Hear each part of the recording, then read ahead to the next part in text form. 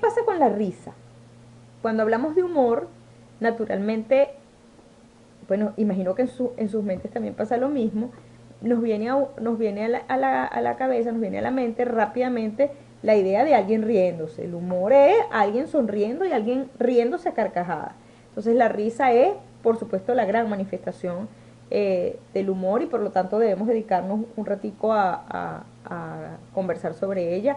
Ahí está la risa de Mafalda, un ataque de risa, en realidad, un ataque de risa de Mafalda, que es un ataque de risa que utiliza Quino para hacer una denuncia política, ¿no? Pues la risa de Mafalda me gustó mucho y por eso quise usarla para ilustrar esta parte de la risa. La risa como manifestación del humor es social. Es además la primera, o la, digamos, sí, vamos a decirlo así, es la primera manifestación, la primera conducta social que tenemos todos los seres humanos. Porque la risa, como manifestación de contacto con el otro, aparece alrededor del mes de nacido y siempre frente a la cara de otro, usualmente la cara de la madre, una cara conocida, una cara familiar. La risa es la primera manifestación de contacto social que damos los seres humanos y siempre la hacemos frente a la imagen del rostro humano de otra persona. Inmediatamente la primera manifestación de sonrisa humana al mes de edad genera en el otro una respuesta de agrado, una respuesta de simpatía, una sonrisa en correspondencia a la que el bebé dio. Entonces es una importantísima manifestación social. Incluso yo en una época leí, ya no me acuerdo bien el detalle, pero leí unos estudios muy interesantes sobre crecimiento y desarrollo físico de los bebés, es decir, bebés que crecían a buen ritmo, que eran bien alimentados, y sonrisa de los bebés. Y más o menos lo que concluye el estudio es que los bebés más reilones, los bebés que más se reían, que más sonreían con sus madres, eran bebés cuyo crecimiento físico era más acelerado, más apropiado, más adecuado. Posiblemente lo que planteaban esta investigación era que posiblemente estas mamás eran estimuladas. Y había otra cosa importante con estos bebés, no solamente que crecían, sino que jugaban más. Posiblemente estos bebés con sus sonrisas estimulaban a las mamás a alimentarlos, a cuidarlos más y a jugar más con ellos. Entonces hay el valor social de la risa es sumamente importante en la especie humana, ¿no? Además la risa expresa vitalidad y energía. Si cuando alguien se está riendo, cuando alguien está carcajeándose, uno imagina que esa persona está sana, esa persona está enérgica, esa persona está entusiasta. Es además sumamente placentera. Yo no sé si a ustedes les ha pasado que después de pasarse un rato riéndose porque han escuchado chistes y chistes y chistes, o fueron a ver una comedia, o vieron una película cómica, o tienen a alguien que es sumamente gracioso y se han divertido muchísimo, uno queda pleno y delicioso de esa experiencia de placer que vivió al reírse. Es emocional, ya lo comenté antes, está cargada de emoción, la risa, una emoción está cargada de alegría, está cargada de bienestar y es innata. Ya les di razones es tan innata que aparece incluso cuando la conducta predominante en los seres humanos es una conducta refleja. O sea, y aparece a muy temprana edad en la vida, aparece cuando apenas tenemos 30 días de haber nacido. Es terapéutica, tan terapéutica que se han generado corrientes terapéuticas para atender problemas de salud física, problemas de salud mental, para hacer grupos de apoyo de personas que viven alguna situación particular, familiares de personas que tienen alguna enfermedad física o mental, como a través de la risoterapia. Si la risoterapia es un método terapéutico que incluso creo que está registrado y patentado. En Venezuela teníamos, yo no sé si él sigue activo, no le he perdido la pista, pero por mucho tiempo teníamos a Menahem Belilti, que daba unos cursos de risoterapia y daba sesiones de risoterapia y se iba a risoterapia con él, porque es un gran recurso eh, para los aspectos terapéuticos. Los payasos de hospital, por ejemplo, son personas que hacen uso de la risoterapia como una forma de sanar la enfermedad física. O sea, es un gran recurso terapéutico porque incrementa la producción de endorfinas y se asocia a la salud. Las endorfinas son las hormonas de la felicidad, son hormonas que producen bienestar, bienestar corporal, que aumentan, que mejoran el sistema inmunológico, que aumentan las capacidades de funcionamiento de la homeostasis corporal y generan un estado de bienestar en las personas. Otras ideas esenciales antes de cerrar esta breve clase sobre el humor. El humor cumple funciones sociales, como hemos venido viendo, cumple funciones sociales en el sentido de ayudar a las personas a vincularse, ayudar a las personas a romper situaciones de tensión en la comunicación, ayudar a las personas a vincularse, a relacionarse unos con otros, a decirse algunas cosas que pueden ser difíciles y duras en la relación social. Cumple funciones sexuales. Los chistes sexuales son sumamente divertidos, son muy graciosos, pero además eso incluso en la intimidad de las parejas, muchas veces el chiste, la broma, el sentido del humor es una forma de atracción, es una forma de llevar la intimidad, es algo que le agrega digamos, elementos a la comunicación y al encanto de la privacidad y de la intimidad en la sexualidad, y hay además muchísimos chistes relacionados con la sexualidad.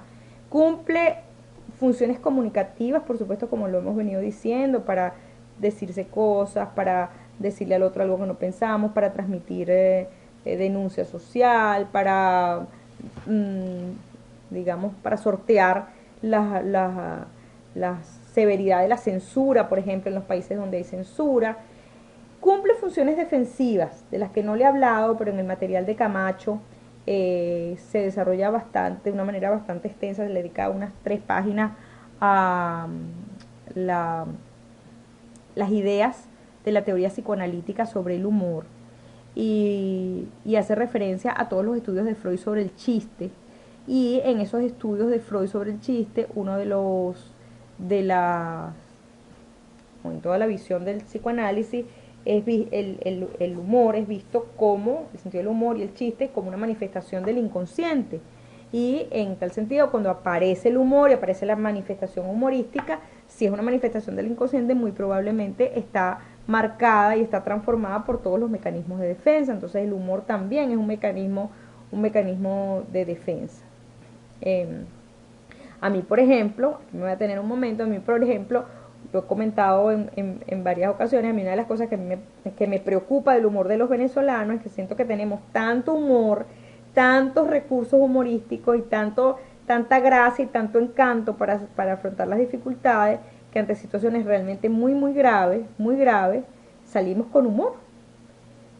Y yo me pregunto, ¿no será una forma de evadir? ¿No será un mecanismo evasivo el uso excesivo del humor para hablar de cosas que son extremadamente dolorosas, para hablar incluso de la muerte de tantas personas en nuestro país, para hablar del hambre, para hablar de la pobreza, para hablar de la exclusión, para hablar de la violencia doméstica, para hablar de cosas muy dolorosas y muy fuertes en nuestro país? Muchas veces salimos con chistes y con bromas y de alguna manera pasamos fácilmente por ese tema sin enfrentar los aspectos dolorosos del tema, que posiblemente nos harían reaccionar de una manera más efectiva y producir entonces los cambios que necesitamos producir. Entonces me detengo ahí un momentico porque quiero hacer mi observación sobre el tema del humor como un mecanismo de defensa, no solamente usado en el individuo, sino incluso algunas sociedades lo usan como una manera de evadir lo que a lo mejor no es tan fácil de enfrentar.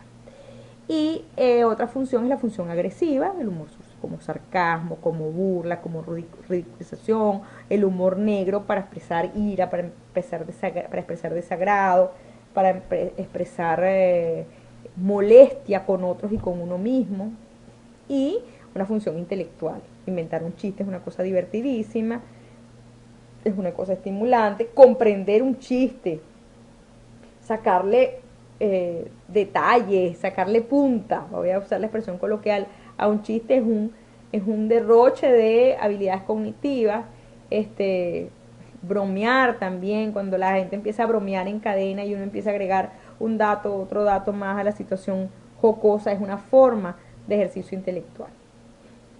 Otra idea esencial que quiero mencionar antes de que cerremos la clase es que el humor está asociado al género. Esa información la van a encontrar en el material de Camacho.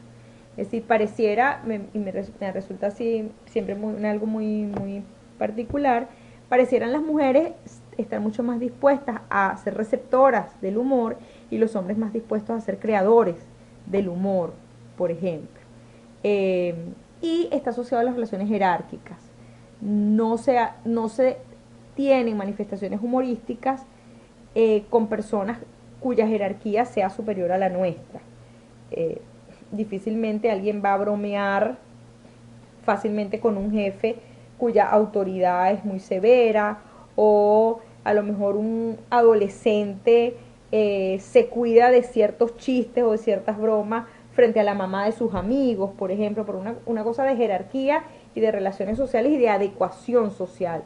Esto de las relaciones jerárquicas tiene mucho más que ver con adecuación social, que sería, si no adecuar el humor a la situación social en la que está, sería por supuesto una falta de destreza social, pero además de eso sería una manera de usar la fortaleza en el lado oscuro, es decir, usarlo de una manera inapropiada, ¿no?